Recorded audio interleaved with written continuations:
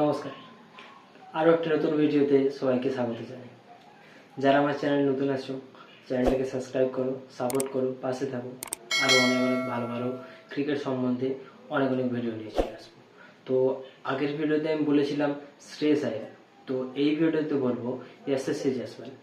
যশস্বী জয়সওয়াল এবং অভিষেক শর্মা, এই দুজনকে নিয়ে কিন্তু অনেক কথা হচ্ছে।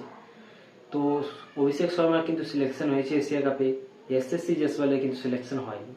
কারণ যশস্বী জয়সওয়াল অনলি ফর ব্যাটার বা ব্যাটিং অপশন, কিন্তু অভিষেক শর্মা কিন্তু উনি কিন্তু বোলিংও করতে পারেন, বাঁহাতি একজন লেফটি স্পিন বোলার।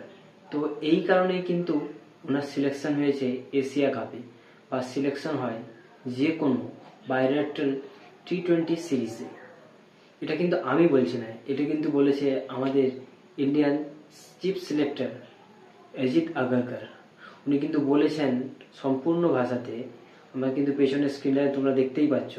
যশস্বী জয়সওয়াল বাদ এই কারণেই পড়েছে, অভিষেক শর্মার কিন্তু একটা বোলিং অপশন পাচ্ছে ইন্ডিয়া, খুব ভালো একটা বিকল্প।